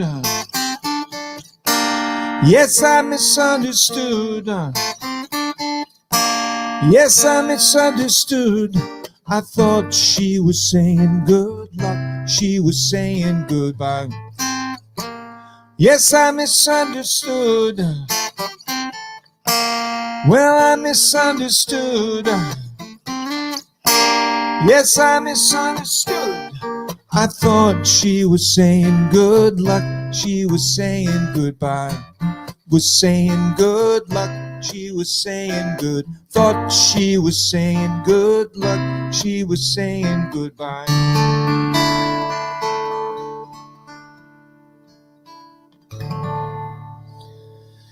Very nice. Very nice. Impulse, not always a good thing. Sometimes, but Could be worse. Could be raining. So this is what we have from Korea, right? A boy band comment. BTS, the boy band, joined the military, so Koreans are now watching Jam TV. Wow. There's nothing else. Can you imagine you're at the height of your career doing a boy band and then you turn 18 and they're like, you're in the army. I'm sorry. Maybe you've heard of Elvis Presley. Exactly. Yeah, well, yeah. But I mean, you know, as the Korean armies, both North and South, and particularly North, the best dancing army in like all armies. Like their dancing is off the charts. And now I know why. They recruit boy bands to go into, but I guess that's exactly it. You hope that maybe you'll get noticed so that when you get out of the military service, you'll be back in a boy band. That is Janet like Jackson's Rhythm Nation will be recruiting after you get out, That's a hell of a chorus line when it's like, 8 million people in Tiananmen Square, or something like that. It's like, crazy. So do you have one more in you, Frank? Sure. That'd be great. So was thinking, and was also thinking of bringing back to this whole pesky pandemic thing. And one of the first people that succumbed to this, actually, that I knew that was a personal, idol, so to speak, was John Prine. Just amazing singer songwriter. Was never lucky enough to see him play live, but always been a tremendous fan of his music. I love the story where somebody asked him in an article, why is it that the songs that you write are only 3 chords or 4 chords? And he just looked at the guy and blinked twice and said, "How many do you need?" I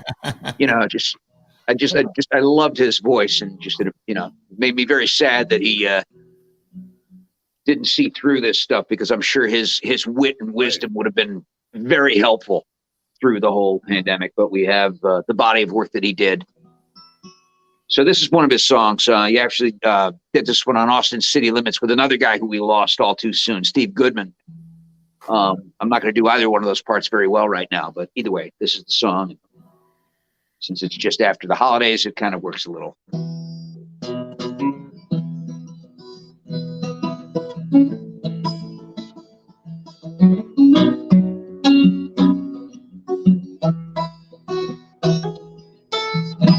All the snow has turned to water.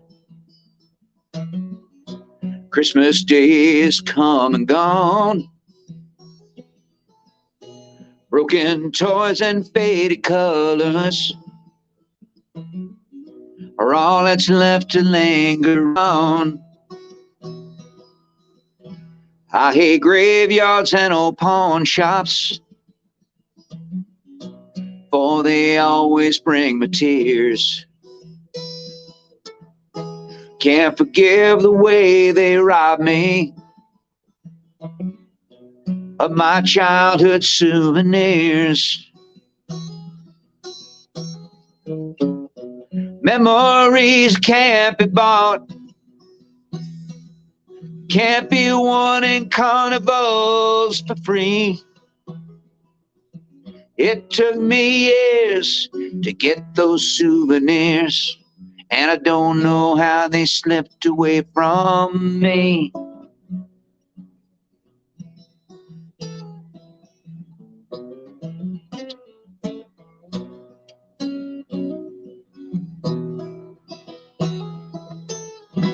Broken hearts and dirty windows make life difficult to see. That's why last night and this morning always look the same to me. I hate reading old love letters,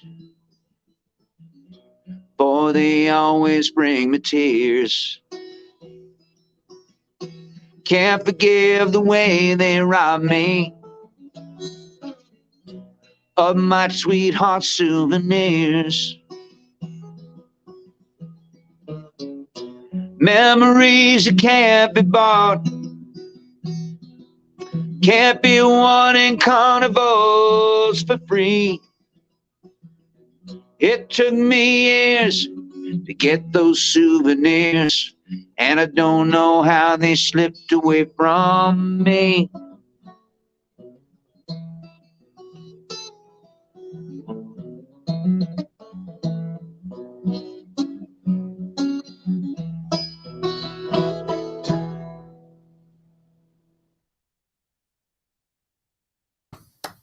Thank you.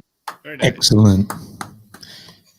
You know what, Frank? When you're on, like if it's next week or whatever, we got to find a way to boost the guitar because I love what Yeah, you're I'm gonna playing. send it. I was just literally writing him an email.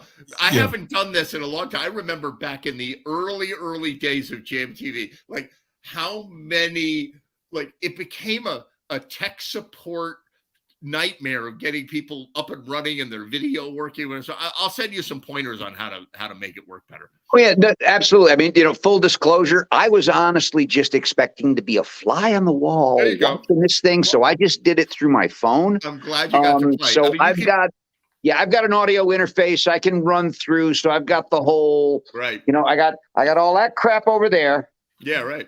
I'll figure it out. Yeah, You got and the whole I'll give you some world pointers. in your You know, hands. what's happening, and we haven't dealt with this in such a long time, is that your phone is doing you a favor, what we call a favor in the audio world, where the noise cancellation, it's like, okay, we are going to separate your voice and make it sound amazing. And the guitar, that must be something we want to get rid of. So it noise suppresses your guitar, but you happen to be able to sing, so it works out fine. No, Right. but and actually, it's not that you couldn't hear the guitar. I just want to hear more of the guitar. You know? Right. It's like, I love like the honky tonk rhythm you got going there. It's Thank you very much. I do appreciate it. Yeah, like I said, I wasn't planning on being a participant. So I didn't think ahead. Sorry. I'm so glad you got to play, but I'm telling you, we have seen it all on this show. Like even 2 shows ago, or maybe it was last week, I tried a different pair of headphones and they had a weirdo like iPhone jack on it, and it was projecting a delay, and I'm like, I don't know, maybe it's Will Baird, maybe it's Phil Lowe, but it can't be me. Right? So whatever. We've given up on broadcast perfection a long time ago on this show. It's a miracle that we can do it at all. So. we just thanks for letting me be a part of the fun here. I had a ball, and I'll do my homework, and I'll connect tab A to slot B for next time. I promise. Yeah, no, that'd be great. And I'll send you some pointers about how you can shut off, how you can manage your audio inside the app that we use for that. No, but it isn't like it didn't happen. It was great. It's just, I want to hear more guitar. That's all. Don't worry. I've played badly in public before. I will play badly in public again, and I've been a victim of a bad mix as well. I'm not proud or tired. That's all we ask for. Yeah. That's all we're looking for here. Fair enough. It's good. Well, I'd say, I want to show you, before you're done with JT, I want to show you one of these collaborative videos that we did. I'm sort of looking through, I'm leaning and looking through my list of what I have loaded up. And Shanghai Noodle Factory. Do you have that? I don't have that loaded up. But Damn you know which one I'm going to play. I'm going to play my favorite one, Sugarfoot, But hang out. I want you to watch this, and we'll talk about it after. Then we're going to sort of wind the show down. We got a few more minutes. But check this out. You don't have one from Mother of Pearl butt plug. You don't have that one. I don't have that one yet. That's coming. And it's funny. I literally today I was thinking about starting back up making some of these collaborative videos with maybe different crew of people, whatever, because it was the quality of the work was really fun. It was a lot of extra effort. But I almost want to do it because it was like I miss doing the production process. And I'll let you watch this and we'll talk about it after. Check this out. This. I don't know if you know Holly McCrary, who is an artist that came to the area about 4 years ago, 5 years ago. What was that, Bill? When do you think? Yeah, it's like that. Something like that. And she wandered into my jam with a guitar one day, and then like the rest is history. So check her out. She's like a powerhouse. She's amazing. From She's Alabama. Alabama. So check her out. Holly McCrary and a bunch of other good people. Check it.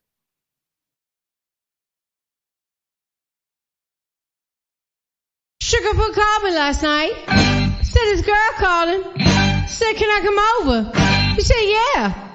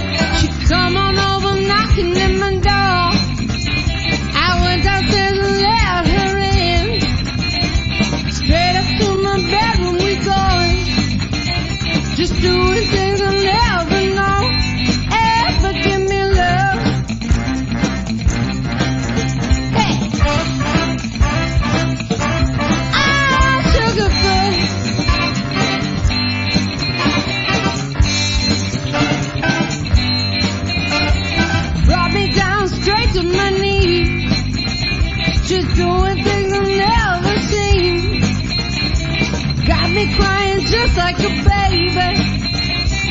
Told my baby you just a freak. Hey, just give me love. Hey. Oh, sugar foot.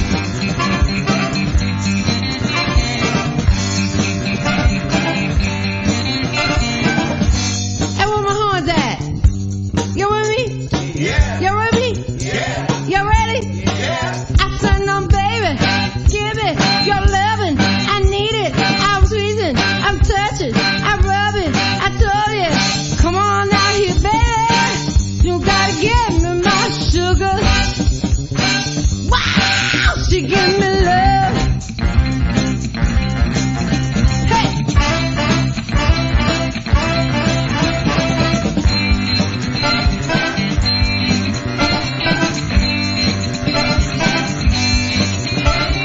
Got me feeling so dang good. Laid up in the middle of the night. My baby don't let me get nowhere. Brought me down straight to my knees. Oh, give me love. Hey!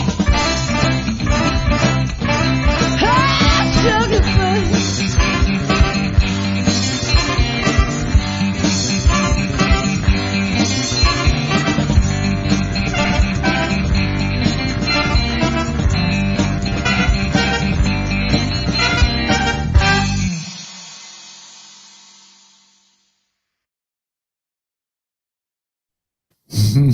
Very nice. Very nice.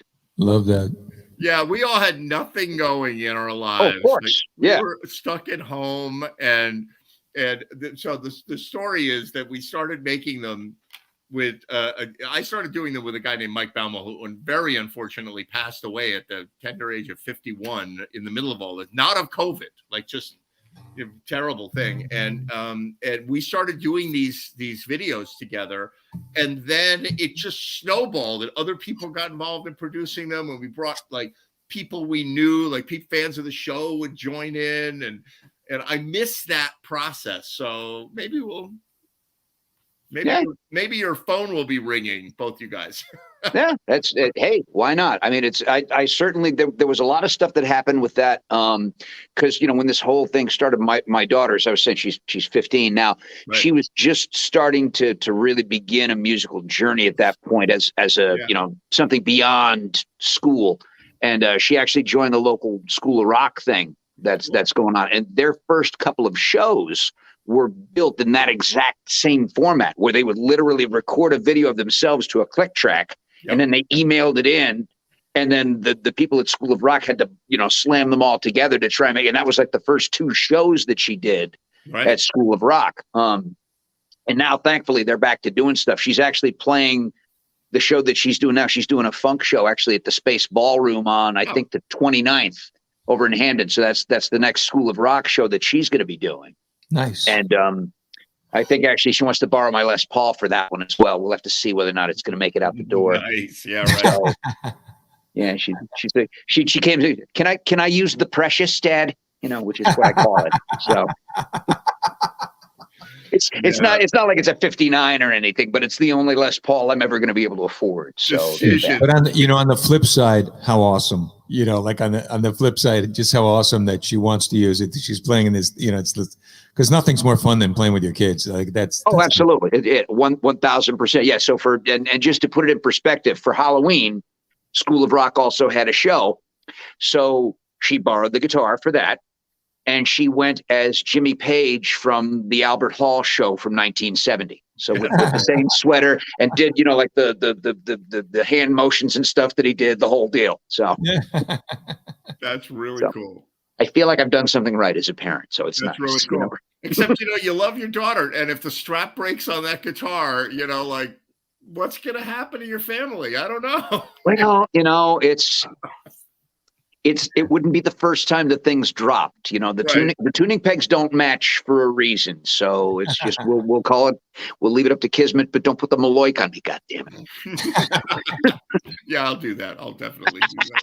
But it'd be kind of fun to do some videos. Bill, you never did a collaborative video list, did you? No, I was never asked. You know, I Yeah, wasn't. You know, I wasn't really a part of like Cobb's Mill, so like I sort of came in on the back end on this stuff. Yeah, But I it would, happened I would in a love to weird do way. that.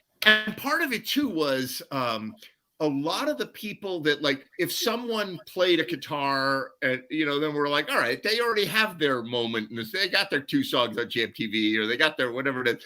And we were more catering to people that were like, what about me? I got nothing. You know, Yeah, like but me, I'd be happy to do like background vocal or something, like, you know, anything. Yeah. You know, I'll do Yeah. anything with Holly because I love Holly, but you know. Yeah, you know, I order a phone call anyway. Maybe we'll get something. I do tasty too. going. I do too. And, I have a vibra slap. I'm not afraid to use it. There you go. I was just watching who was it from Keep your sexual preferences out of this, okay? Exactly. Sorry. Steven Tyler did a thing with a vibra slap on Sweet Emotion with Aerosmith. And that's where Liv Tyler came from, I think. There it is. Yeah. And when he's talking about, he said, I saw an interview online, one of these reels or whatever, and he said, listen to the vibra slap. And you heard the first one and you hear the second one. He's like, there it is. There it is. He says, listen for the third one. It kind of goes, right? And apparently he broke the vibra slap, but they left it in. And then they couldn't do it for the rest of the song, you know, before sampling and whatever. But yeah, let's talk about that. We'll do some. I got some free time. Why not? We'll make some collaborative videos. We'll get that rolling again. Sure, why not? Get people out of the woodwork. All right, Yeah, Jen.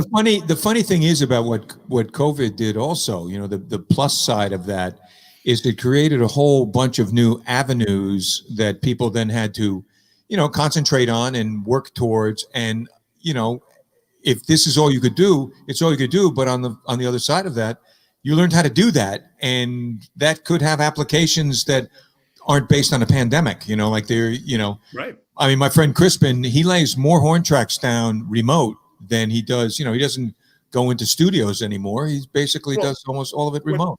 What's funny about that is the high-end professional recording industry has done that for years and years and years. Yep. Where, you know, you get people on the record and not, you wouldn't even necessarily have a picture going back and forth, but you'd have, like, in the olden days, you had like fiber optic. You would connect studios with high-speed fiber optic, which is slower than the cable modems are now.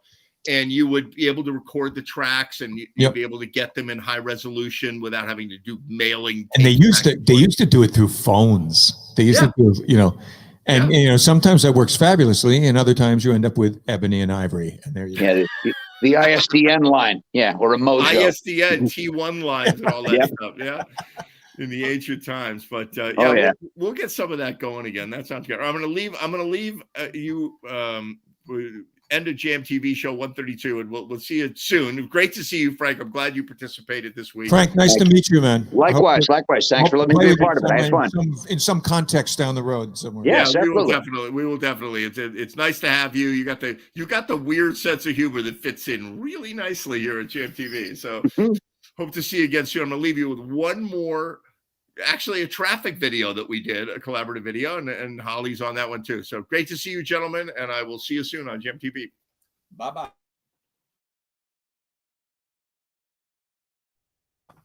Hi, Noodle Factory. I can't believe it. I do have it loaded up.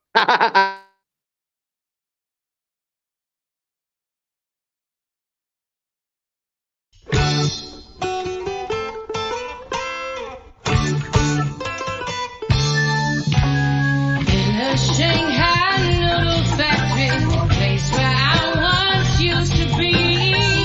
Nowhere doing nothing. People there were made of steel and